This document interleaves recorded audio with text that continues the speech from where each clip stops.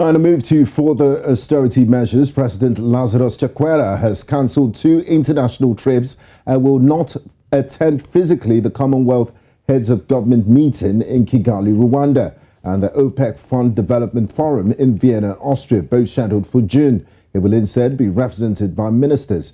Minister of Foreign Affairs Nancy Tembo said Chakwera has delegated Minister of Energy Ibrahim Matola and Minister of Water Abida Mia to represent him at the OPEC Fund meeting, while Minister of Foreign Affairs Nancy Tembo will represent President Chakwera at the Commonwealth meeting in Rwanda.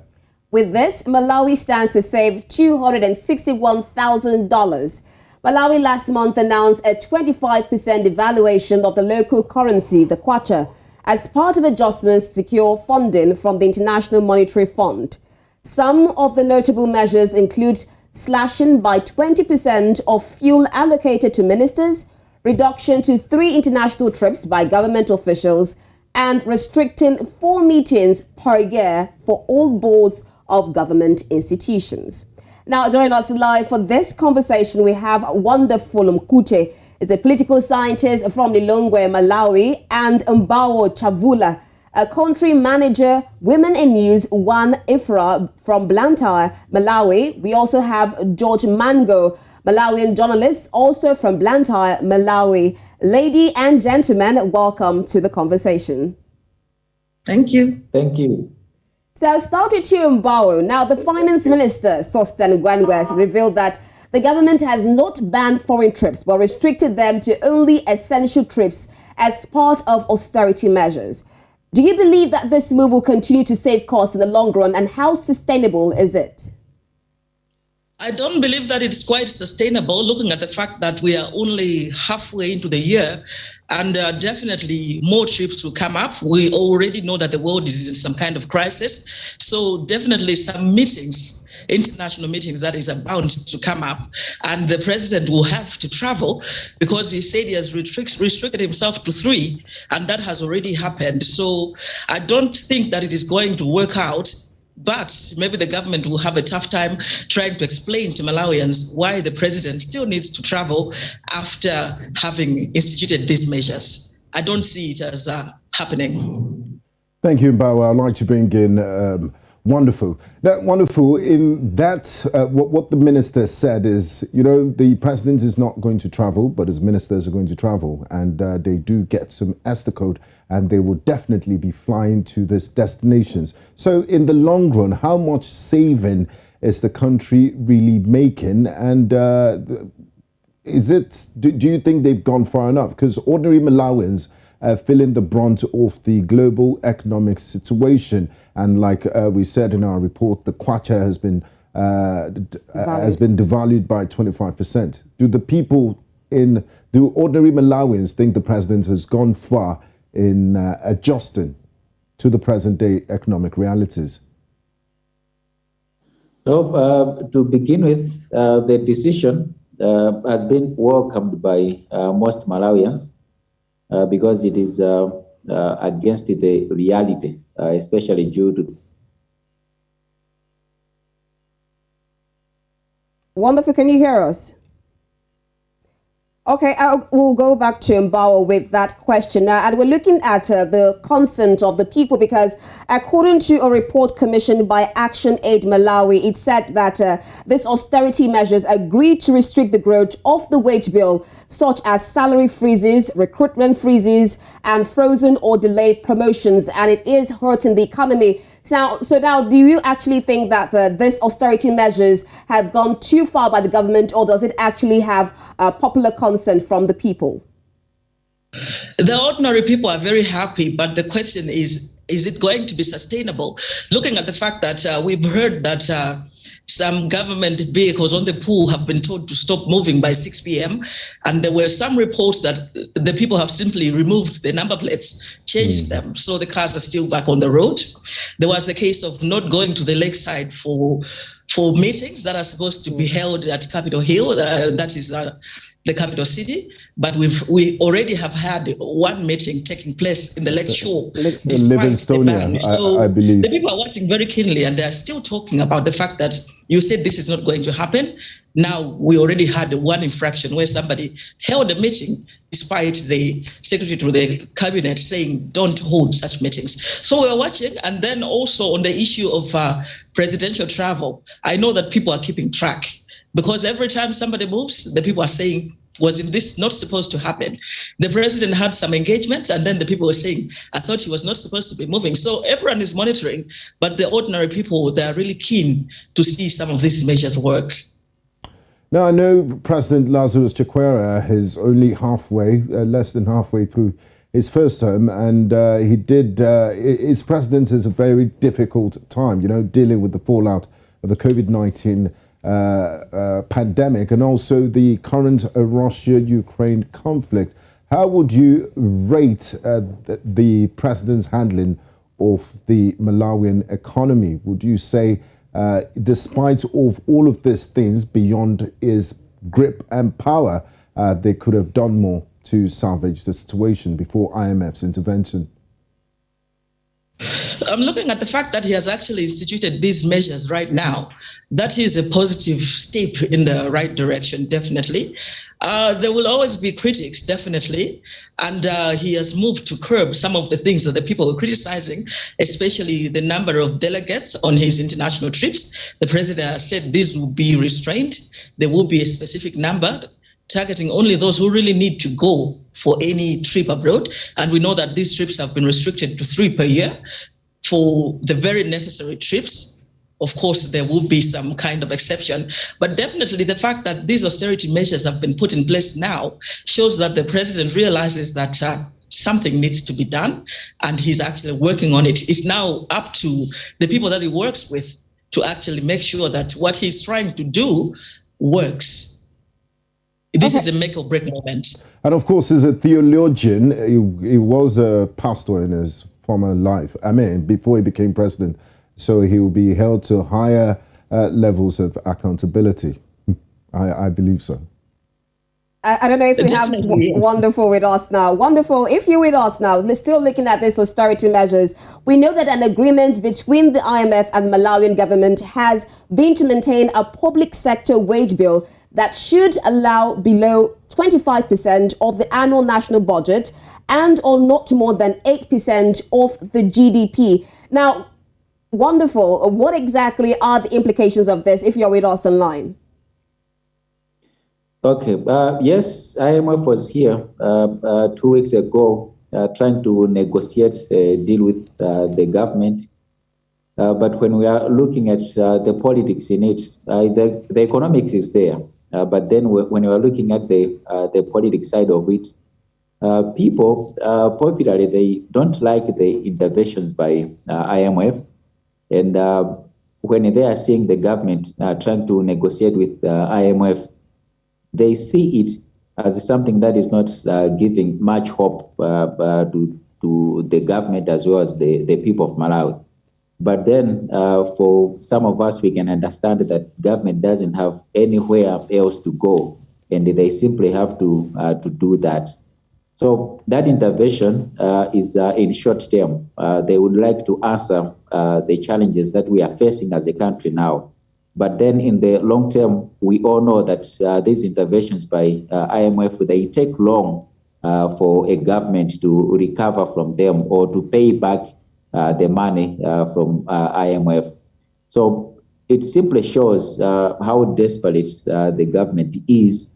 But I believe that since this is the only choice that we have, then that will be the right way for now. But in the future, people would like to see the government making sustainable future plans, and like just going to IMF as it has happened. Okay, let's hear from George Gbenga.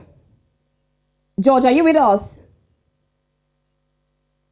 Yes, I am. All right, George, we're still looking at these austerity measures from the Malawian government. And we also know that the cash gate was a very big scandal, especially in Malawi, was known worldwide. Now, with Chakwera's administration, of course, with these austerity measures, would you say that Chakwera is doing enough to boost the economy of Malawi and also curb corruption? I don't think the current president, Lazarus Chakwera, is doing enough. Why? Because we are talking about 2020. This is now 2022. People are asking as to why now, because he did promise a number of things which definitely would have, blossomed the country's economy, minus the austerity measures if it comes to him traveling abroad, or maybe his cabinet ministers or senior government officials conducting meetings in lecture resorts. So the expectation of the public is that this would have started a long time ago, even before he was he did put in place his cabinet, which was a piecemeal cabinet. So happening it now, it leaves a lot to be desired, because people are saying that the fact that he's traveled a lot already, then he has to make sure that his salary is cut, and that of the ministers' salaries is also cut. So all those kind of things, you put them together, that's what people are now, languishing at. They're saying that this is not enough. This is just a political talk, which definitely, because as of yesterday, some other government officials were, in the electoral district of Salima conducting meetings, which he said needs not to happen. And by delegating some of the ministers to Austria, where there is an OPEC meeting, that means, government is not being very true. And then delegating a minister in Rwanda for the Commonwealth Heads of State, then it means that, no, those austerity measures will not even work. I've talked that maybe it's going to, cut or maybe, not spend more than what it was used to spend. Now the question is, for all these years, how much has he been spending? And he has to account for that. You see? So those are the questions. So this is just a mere political talk that is just there to maybe, make people think that he's trying his level best. But look at hand. Corruption is also worsening. There are quite a number of issues that are in the courts of law, which definitely, of course, the Anti-Corruption Bureau is an independent body. But, it's tongue-tied. It can't operate because there is poor financial influence to the anti-graft body itself. You look at issues like maybe the police themselves. They are not all that, empowered financially, so that they are able to interrogate or prosecute those people that are deemed to be spending taxpayers' money. So all those cutting of foreign travels is not just enough. That's a fair talk. And if we can look at the budget itself, at 2022 to 2023, there is already a budget line for the presidency and for the vice presidency to be traveling.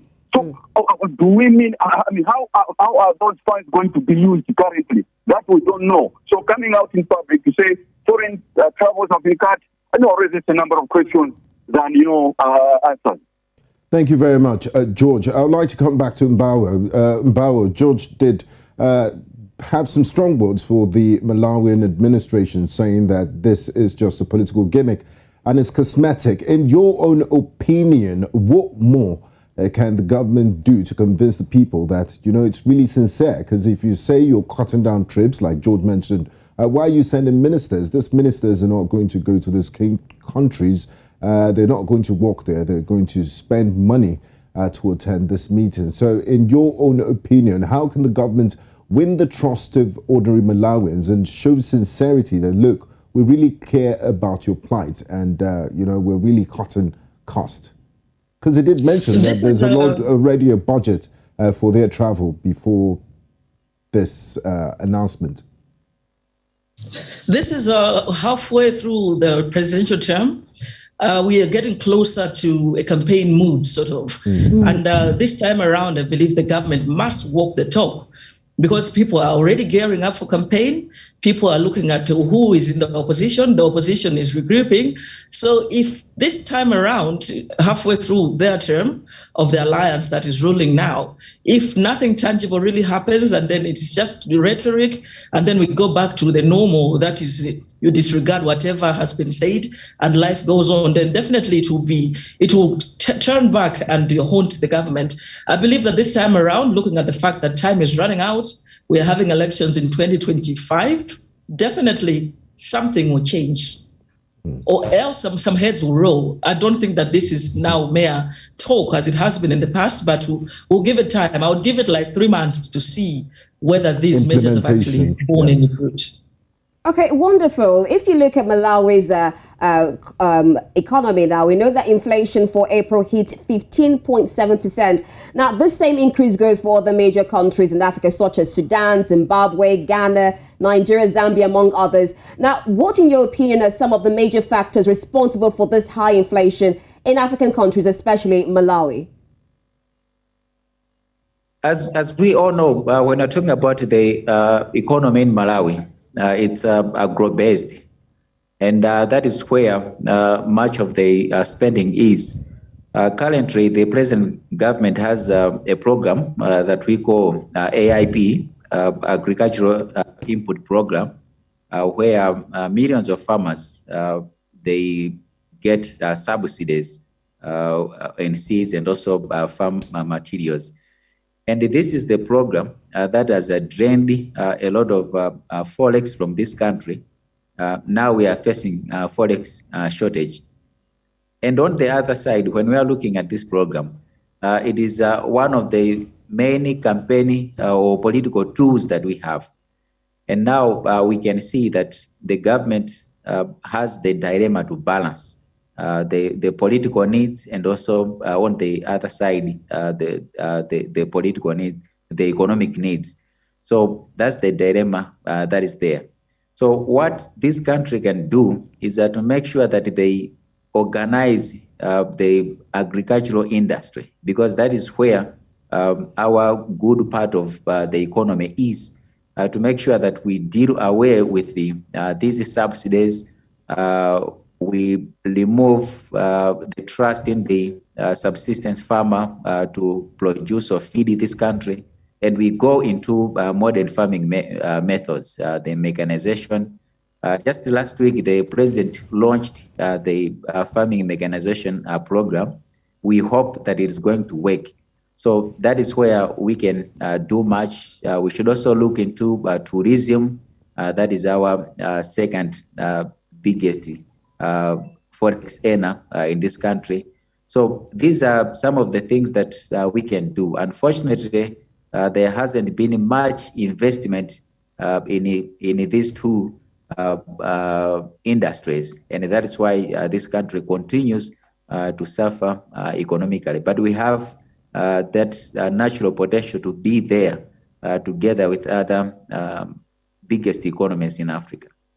Thank you. I'd like to take on George. George, just before we wrap up, Wonderful did talk about tourism as the second biggest foreign exchange earner. And I do know that recently President Lazarus Chakwera and the Honorable Minister of Tourism, Wildlife and Culture, Dr. Michael Buswick-Usi, did launch a multi-million-dollar tourism vision plan as part of Vision 2063 to make Malawi a progressive and self-reliant country by 2063.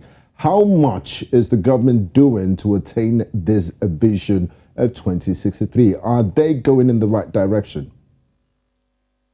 Okay, I believe George was trying to connect with George. So, Mbauwo, let's have you on this. For this particular 2063 vision, at the moment, it's more in the drawing board. It's a boardroom game where they're meeting and planning. There is a shorter term project that is a 5-year plan, so maybe that one is more feasible. But for the 2063 one, that is too long term for now. And so far, it's been in the boardroom. All right. Thank you so much, Mbauwo, and also thank you, Mbauwo. All right. I think we're still looking at the issue of the austerity measures in Malawi, of course, and we're trying to look at the fact that the government has actually tried to reduce costs. Thank you so much, Mbauwo, Chavula, and of course, a wonderful Mkhutche and George Mhango, who joined us earlier on for the conversation. Thank you. Thank you. Thank you. And this is where we'll draw the curtains for today's edition of The Conversation. Earlier on, we discussed situations going on in Rwanda, especially the UK, rather, where the first flight did not actually go through. And right now, we also discuss Malawi austerity measures where the president has cancelled or rather restricted international trips. Do join us again on Friday for another edition of The Conversation. I am Rita Omodia. And I'm Gbenga Aborowa. Thank you very much for being a part of the conversation. Bye-bye.